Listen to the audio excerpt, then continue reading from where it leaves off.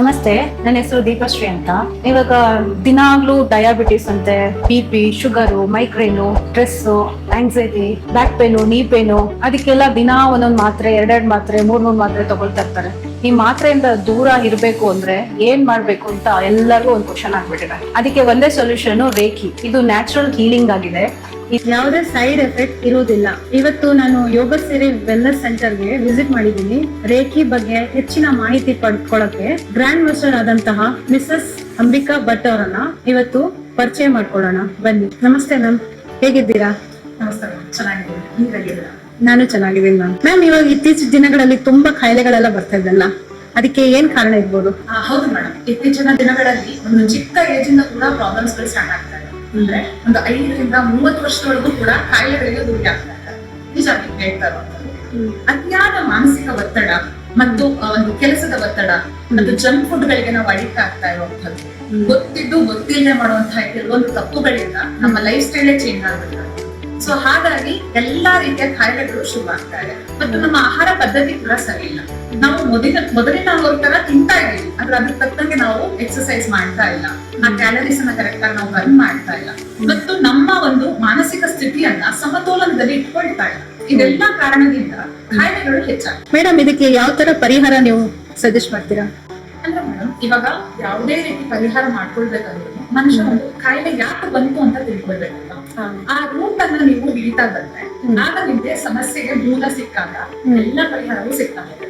ಅದಕ್ಕೆ ನಮ್ಮ ಒಂದು ಏನ್ಷಿಯಂಟ್ ಸ್ಕ್ರಿಪ್ಚರ್ಸ್ ಅಲ್ಲಿ ಯೋಗ, ಪ್ರಾಣಾಯಾಮ, ಲೈಫ್ ಸ್ಟೈಲ್ ಅನ್ನ ಹೇಗೆ ಚೇಂಜ್ ಮಾಡ್ಕೊಳ್ಬೇಕು, ಮತ್ತೆ ಆಹಾರ ಪದ್ಧತಿಯನ್ನ ಹೇಗೆ ಬದಲಾಯಿಸ್ಕೊಳ್ಬೇಕು, ಇದೆಲ್ಲವನ್ನ ಸುಸೂತ್ರವಾಗಿ ಕೊಟ್ಟಿದ್ದಾರೆ.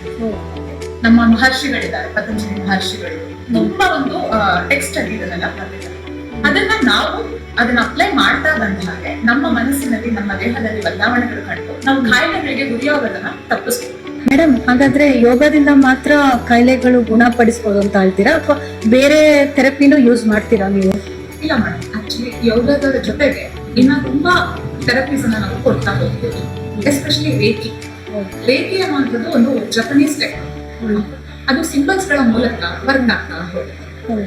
ಈ ರೇಖೆಯನ್ನ ಅಭ್ಯಾಸ ಮಾಡ್ತಾ ಮನುಷ್ಯನ ಸಪ್ತ ಚಕ್ರಗಳು ಅಲೈನ್ ಆಗ್ತಾ ಆಗುತ್ತೆ. ನಮ್ಮ ದೇಹದಲ್ಲಿ ಪ್ರಾಣಿಕ್ ಬ್ಲಾಕೇಜಸ್ ಗಳಿದೆಯಲ್ಲ, ಅದು ಕ್ಲಿಯರ್ ಆಗ್ತಾ ಆಗುತ್ತೆ. ಒಂದು ಅಲೈನ್ಮೆಂಟ್ ಗೆ ಬಾಡಿ ಬರುತ್ತೆ. ಈ ಯೂನಿವರ್ಸಲ್ ಎನರ್ಜಿಯನ್ನ ನಮ್ಮೊಳಗೆ ನಾವು ಪ್ರಾಕ್ಟೀಸ್ ಮಾಡ್ತಾ ಅದನ್ನ ಜಾಗೃತಿಗೊಳಿಸ್ಕೊಳ್ತಾ ಹೋದ್ರೆ ಹಲವಾರು ಕಾಯಿಲೆಗಳನ್ನ ನಾವು ಬರೋದನ್ನ ಕೂಡ ತಪ್ಪಿಸ್ಬೋದು, ಬಂದಿದ್ದನ್ನ ಕೂಡ ಗುಣ ಮಾಡ್ಬೋದು. ಹೌದಾ? ಯೋಗದ ಬಗ್ಗೆ ಸಾಮಾನ್ಯವಾಗಿ ತಿಳಿದಿದ್ದೆ, ಆದ್ರೆ ಯೋಗಕ್ಕೆ ಮತ್ತೆ ರೇಖಿಗೆ ಇರೋ ಡಿಫ್ರೆನ್ಸ್ ಏನು?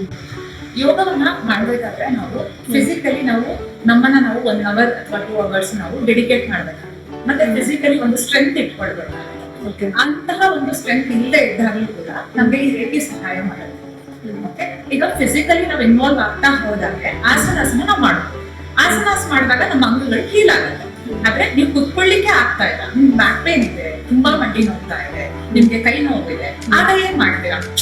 ಅದ್ರಿಂದ ನೀವೇನ್ ಮಾಡಬಹುದು ಅಂತಂದ್ರೆ ಈ ರೇಖೆಯನ್ನ ಕಲಿಯೋದ್ರಿಂದ ನೀವು ಒಂದು ನಿಮ್ಮ ಎನರ್ಜೀಸ್ ಅನ್ನ ಬ್ಯಾಲೆನ್ಸ್ ಮಾಡ್ಕೊಳ್ಬಹುದು. ಒಂದು ಚಕ್ರಗಳ ಬ್ಲಾಕೇಜಸ್ ಅನ್ನ ತೆಕ್ಕೊಂಡಾಗ ಮಾನಸಿಕವಾಗಿ ಕೂಡ ನಿಮ್ಗೆ ಯೋಗಕ್ಕೆ ಹೋಗ್ಲಿಕ್ಕೆ ಈಸಿ ಆಗುತ್ತೆ. ಮತ್ತೆ ಈ ಯೋಗದ ಹಾದಿಯಲ್ಲಿ ಇನ್ನೊಂದು ತುಂಬಾ ಮುಂದುವರಿಲಿಕ್ಕೆ ನಿಮ್ಗೊಂದು ಶಕ್ತಿ ಬೇಕು. ನಿಮ್ಮ ಮಾನಸಿಕ ಒತ್ತಡಗಳು ಹೋಗಿರ್ಬೇಕಾಗತ್ತೆ, ಮತ್ತೆ ನೀವು ಫಿಸಿಕಲಿ ಕೂಡ ಸ್ವಲ್ಪ ಮಟ್ಟಿಗಾದ್ರೂ ಫಿಟ್ನೆಸ್ ಇರಬೇಕಾಗತ್ತೆ ಅಲ್ವಾ? ಹಾಗಾಗಿ ಈ ರೇಖಿ ಆ ವಿಧದಲ್ಲಿ ನಿಮ್ಗೆ ಸಹಾಯ ಮಾಡುತ್ತೆ. ಹಾಗಾದ್ರೆ ಮೇಡಮ್, BP, ಮೈಗ್ರೇನು ಈ ತರ ಸಾಮಾನ್ಯ ಕಾಯಿಲೆಗಳಿಗೆ ರೇಖೆಯಿಂದ ಕಾಯಿಲೆನ ಗುಣಪಡಿಸಬಹುದಾ? ಖಂಡಿತವಾಗ್ಲೂ ಮೇಡಮ್, 100%. ಯಾಕೆ ಹೇಳ್ತೀನಿ ಅಂತಂದ್ರೆ ರೇಖೆ ಅನ್ನೋದೊಂದು universal life force energy.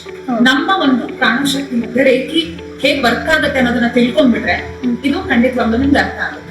So ಈಗ ನಾವು ಯೂನಿವರ್ಸಲ್ ಹೀಲಿಂಗ್ ಪವರ್ ಅನ್ನ ಬಳಸ್ಕೊಂಡು ನಮ್ಮ ಆತ್ಮಶಕ್ತಿಯನ್ನ ಹೆಚ್ಚಿಸ್ಕೊಳ್ತಿರ್ತೀವಿ.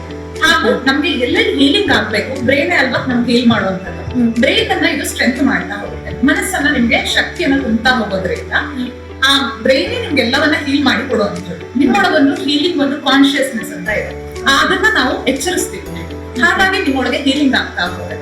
ಈಗ ಪ್ರಾಣಶಕ್ತಿಯ ಬ್ಲಾಕೇಜಸ್ ಇರೋದ್ರಿಂದ ಕಾಯಿಲೆ ಬಂತು ಅಂತ ನೀವು ತಿಳ್ಕೊಂಡ್ರಿ, ಅದನ್ನ ಗುಣ ಮಾಡೋದ್ರಿಂದ ಕಾಯಿಲೆ ಹೋಗುತ್ತೆ. ಮೇಡಮ್, ಹಾಗಾದ್ರೆ ಇದು ಲಾಂಗ್ ಟರ್ಮ್ ಅಲ್ಲಿ ಟೈಮ್ ತಗೊಳ್ತಾ ಅಥವಾ ಶಾರ್ಟ್ ಟರ್ಮ್ ಅಲ್ಲಿ ಹೀಲ್ ಆಗುತ್ತಾ? ಮೇಡಮ್, ಇದು ರೋಗಗಳಿಗೆ ಸಂಬಂಧಪಟ್ಟಿದೆ. ಅಂದ್ರೆ ನೀವು ಎಷ್ಟು ದಿನದಿಂದ ಆ ಕಾಯಿಲೆಯಿಂದ ಬಳಲ್ತಾ ಇದ್ದೀರಾ ಅನ್ನೋದ್ರ ಮೇಲೆ ಡಿಪೆಂಡ್ ಆಗಿದೆ. ನಿಮ್ಗೆ ಕಾಯಿಲೆಗಳು ಇತ್ತೀಚೆಗೆ ಶುರುವಾಗಿದ್ರೆ ಬೇಗ ಗುಣ ಆಗುತ್ತೆ. ಹೆಚ್ಚಿನ ರೋಗಿಗಳೆಲ್ಲ ಹೇಗಿದ್ದಾರೆ ಅಂತಂದ್ರೆ ಲಾಂಗ್ ಡ್ಯೂರೇಷನ್ ಅಲ್ಲಿ ನಾವು ರೋಗಗಳಿಗೆ ಗುರಿಯಾಗುತ್ತೇವೆ. ಹಾಗಾಗಿ ಕೆಲವೊಂದು ಹೀಲಿಂಗ್ ಇದೆ ಲಾಂಗ್ ಟರ್ಮ್ ಬೇಕಾ.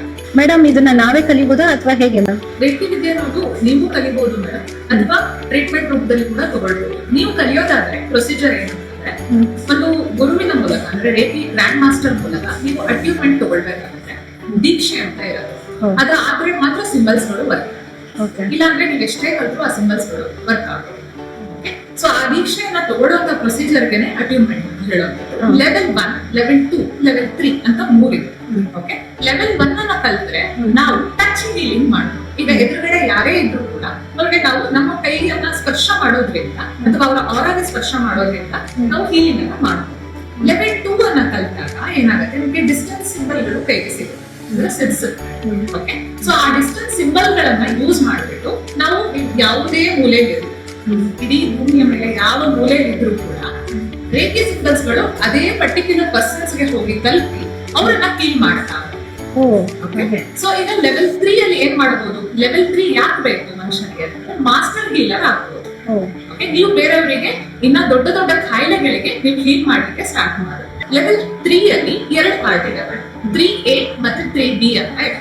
3A ಅಂತಂದ್ರೆ ಮಾಸ್ಟರ್ ಹೀಲರ್, 3B ಅಂದ್ರೆ ಟ್ರೈನರ್, ನೀವು ಇನ್ನೊಬ್ಬರಿಗೆ ಮಾಸ್ಟರ್ ಆಗಿ ಬದಲಾಗುತ್ತೆ. ಓಕೆ, ಸೊ 3A ಅನ್ನ ಕಲ್ತಾಗ ನೀವೇನ್ ಮಾಡ್ಬೋದು, ತುಂಬಾ ದೊಡ್ಡ ದೊಡ್ಡ ರೋಗಗಳಿಗೆ ನೀವು ಹೀಲಿಂಗ್ ಅನ್ನ ಮಾಡಬಹುದು. ಆಯ್ತಾ, ರೇಖಿ ಲೆವೆಲ್ 1 ಮತ್ತೆ 2 ಅನ್ನ ಕಲ್ತಾಗ ಈಗ ನಾವು ಬೇರೆ ಬೇರೆ ರೋಗಗಳು ಅಂತಂದ್ರೆ ಕ್ಯಾನ್ಸರ್, ತುಂಬಾ ದೊಡ್ಡ ದೊಡ್ಡ ರೋಗಗಳಿಗೆ ನಾವು ಹೀಲ್ ಮಾಡ್ಲಿಕ್ಕೆ ಕಷ್ಟ. ಓಕೆ, ಸುರಕ್ಷಾ ಕವಚವನ್ನ ಹಾಕೊಂಡೇ ಹೀಲ್ ಮಾಡ್ತೀವಿ. ಓಕೆ, ಆದ್ರೆ ಈ 3A ಅನ್ನ ಕಲ್ತಾಗ ಇನ್ನ ಪವರ್ಫುಲ್ ಡಿವೈನ್ ಕನೆಕ್ಷನ್ ಸಿಗುತ್ತೆ. ಅದಕ್ಕೆ ತಕ್ಕಂತ ಸಿಂಬಲ್ಸ್ ಗಳು ನಿಮಗೆ ಸಿಕ್ಕಿದೆ. ಹಾಗಾಗಿ ನೀವು ಮುಂದಕ್ಕೆ ಮಾಸ್ಟರ್ ಹೀಲರ್ ಆಗಿ ಬದಲಾವಣೆ ಆಗ್ಬೋದು.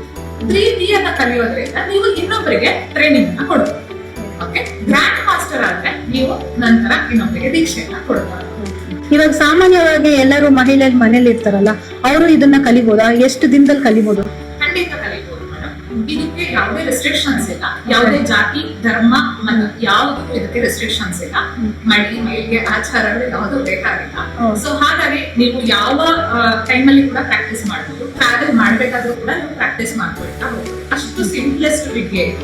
ಒಮ್ಮೆ ನೀವು ಅಟ್ಯೂನ್ಮೆಂಟ್ ತಗೊಂಡಾಗ ಆ ಶಕ್ತಿಗಳು ನಿಮ್ಮಲ್ಲಿ ವರ್ಕ್ ಆಗಕ್ಕೆ ಶುರುವಾಗುತ್ತೆ. ಆಗ ನೀವು ಏನ್ ಆಗಬೇಕಂತ ಇಂಟೆನ್ಷನ್ ಇದೆ ಅಲ್ಲ, ಅದನ್ನ ಇಟ್ಟು ರೇಖಿಯನ್ನ ಕರೆದಾಗ ಅದು ನಿಮ್ಮೊಳಗೆ ಬಂದು ನೀವ್ ಏನ್ ಆಗ್ಬೇಕು ಅನ್ಕೊಂಡಿದ್ದೀರೋ ಅದನ್ನ ಮಾಡೋದಕ್ಕೆ ಸಹಾಯ ಮಾಡುತ್ತೆ. ಅಂದ್ರೆ ನಿಮ್ದು ಅಫರ್ಮೇಶನ್ ಅಂತ ಹೇಳ್ತಿದ್ದೀರಾ? ಎಸ್ ಮೇಡಮ್, ಇದು ಒಂಥರ ಅಫರ್ಮೇಶನ್. ಬಟ್ ಅಫರ್ಮೇಶನ್ಗೂ ರೇಖಿಗೂ ಡಿಫ್ರೆನ್ಸ್.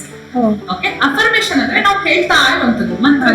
ನಾವು ಹೆಲ್ದಿ ಆಗಿದ್ದೀವಿ, ನಾವು ಪಾಸಿಟಿವ್ ಆಗಿದ್ದೀವಿ, ನಮ್ಗೆ ಯಾವ ರೋಗನೂ ಇಲ್ಲ, ನಾವು ತುಂಬಾ ಚೆನ್ನಾಗಿದ್ದೀವಿ ಅನ್ನೋ ತರ ನಾವು ಕೊಡ್ತಾ ಹೋಗುವಂಥದ್ದು. ಬಟ್ ರೇಖಿಯಲ್ಲಿ ಬರೀ ಅಫರ್ಮೇಶನ್ ಇರೋದಿಲ್ಲ, ಅದ್ರ ಜೊತೆ ನಿಮ್ಗೆ ಶಕ್ತಿ ಸಿಕ್ಕಿಲ್ಲ. ಶಕ್ತಿಯನ್ನ ಯೂಸ್ ಮಾಡುವಂತ ಬಗೆ ಅಫರ್ಮೇಶನ್ ಆಗಬೇಕು ಅಷ್ಟೇ.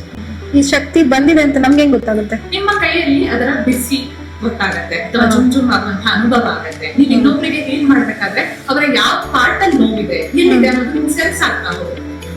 ಇಷ್ಟಿದೆ ಅಲ್ಲ ಮೇಡಮ್, ನಮ್ಮ ಹಸ್ತಗಳಿದೆ ಅಲ್ಲ, ಆ ಹಸ್ತಗಳಲ್ಲಿ ನೀವೆಲ್ಲಾ ಸೆನ್ಸೇಷನ್ ಅನ್ನ ಫೀಲ್ ಮಾಡ್ಬೋದು, ನಿಮ್ದು ಕೂಡ ಇನ್ನೊಬ್ರದ್ದು. ಹಾಗಾಗಿ ಇದೊಂದು ಅದ್ಭುತವಾದ ವಿದ್ಯೆ. ಎಲ್ಲರಿಗೂ ಗೊತ್ತಾಗುವಂತ ಒಂದು ಸೆನ್ಸೇಷನ್ಸ್ ಆಗುವಂತದ್ದು. ಚುಚ್ಚುವಂತ ಸೆನ್ಸೇಷನ್ ಆಗ್ಬೋದು, ಇಲ್ಲ ಬಿಸಿ ಆಗ್ಬೋದು.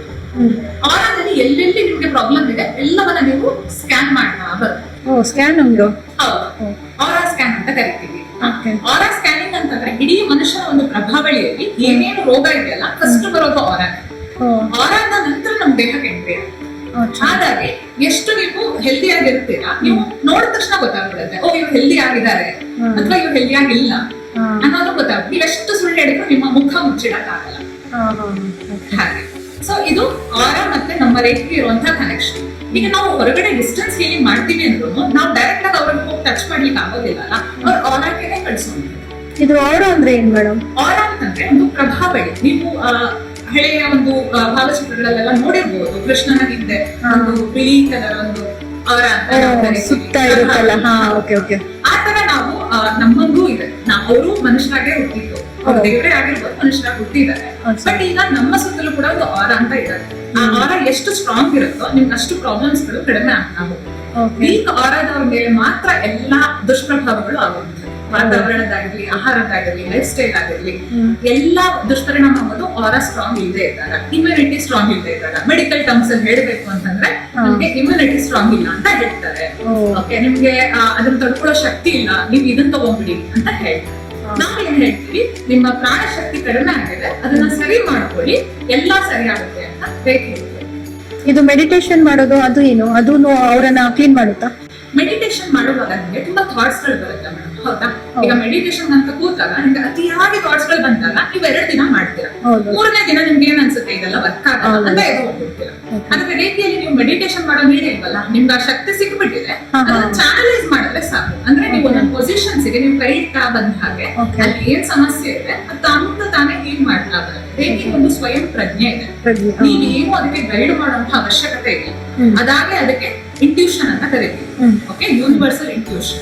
ಅದು ತನ್ನಿಂದ ತಾನೇ ಅದು ವರ್ಕ್ ಮಾಡಕ್ಕೆ ಸ್ಟಾರ್ಟ್ ಮಾಡುತ್ತೆ. ನೀವು ಇಂಟೆನ್ಷನ್ ಕೊಟ್ಟರು ಅಷ್ಟೇ, ಕೊಡ್ಲಿಲ್ಲ ಅಂದ್ರೂ ಅಷ್ಟೇ, ಅದು ಗೊತ್ತು ಸಮಸ್ಯೆ ಎಲ್ಲಿದೆ, ಎಲ್ಲಿ ಹೋಗ್ಬೇಕು. ನೀವು ಇಲ್ಲಿ ಇಟ್ಟಿರ್ತೀರಾ ಅನ್ಕೊಳ್ಳಿ, ನಿಮ್ಗೆ ಇರೋ ಸಮಸ್ಯೆ ಇಲ್ಲಿದೆ, ಗಟ್ಟಲ್ಲಿದೆ, ಬಟ್ ನೀವು ಇಟ್ಟಿರೋದು ಇಲ್ಲಿ. ಆದ್ರೆ ರೇಖೆ ತಗೊಳ್ತಾ ಇದೆ, ನಿಮ್ಮ ಈ ದೇಹಕ್ಕೆ ಎಲ್ಲಿದೆ ಅಲ್ಲಿ ಹೋಗಿ ಹರಿಯುತ್ತೆ.